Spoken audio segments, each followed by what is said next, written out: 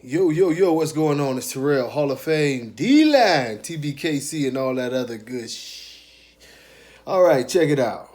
This is what this one is about. Movement. Everybody talks about movement, movement, movement. Why is it so important to see a dog move? And bottom line, the the movement is basically the lie detector test. A lot of these breeders, unfortunately, nowadays have become very dishonest, doing tricks like teaching dogs how to squat. You'll see even in the show ring, I'll teach you something that you look out for. Some of these handlers sometimes lean on the dog. They put a knee in the dog's side, which makes the dog squat and lower his rear end, which is a major problem with the American bully. Um, it also you have people who you see this in the ring, like where you see them adjusting the dog's feet, whether it's in the rear or whether it's in the front, twisting the feet. And what they're basically doing is training the dogs to stand in a certain way that's not natural to make themselves look better. Well, the one thing you can't train the dog to do is to move in this way. So generally what happens is myself as a judge and the other judges, once we see that dog and he starts taking his laps around the ring, if his feet are pointing inwards or outwards, they'll go out. We'll see it because you can't train the dog to not move in a natural. I'm not gonna say you can't, but I think it would be very difficult. And the same thing with the rear end. After all of the stacking and the pulling the dog forward and all that other bullshit, next thing you know, the dog starts moving, and you can very easily see that the dog has a high rear. You can see the bad top line.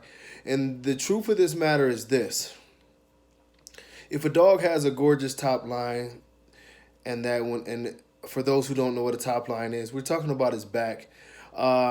In most breeds, the dog's back is supposed to be pretty much level or have a slight slope downwards towards the rear. What we're seeing is a problem where the dog's rear end is higher actually than his shoulders, so it gives the appearance that the dog is sloping down towards the shoulders. Now, that can't be hid once they start moving. So we'll get a chance to pick up on that when you start talking about a dog being cow-hawked or issues with the rear end. And when I'm looking at a dog from behind, I want to see the dog's legs pretty much balanced. The hip and the rear legs drop straight down. When they're moving, it should still move straight down. What happens a lot with these breeds, especially the heavier breeds, is that the dogs become cowhawked. And what it basically means is that the dogs sort of bow inwards. The back legs sort of bow inwards. Just like in the front feet, we see a lot of front feet that kick outwards. These are all issues, and I'll do a series of these videos to explain. Maybe it only takes one, but to explain why this is so very important. And if you're buying a dog, puppies are the same way. In motion, you can see a lot of the issues.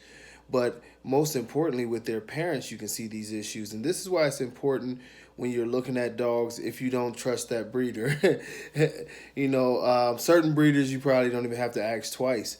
But, if you're buying from somebody that you sort of like, how nice is that dog?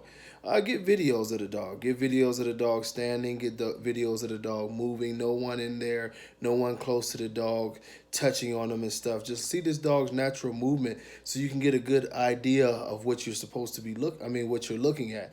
And if you're new to buying a dog, go over the standards. I don't care if you go to the Tbkc, Abkc, look up the charts, Ibkc of the dogs you're getting, because the visual charts are incredible, and we don't have our visual charts up yet.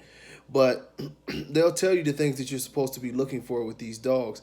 But remember that structure is very, very much so hand in hand with health and overall health. And then I'll do another video to explain this even further. But everything needs to fit a certain way in order for these dogs to live a good, healthy life.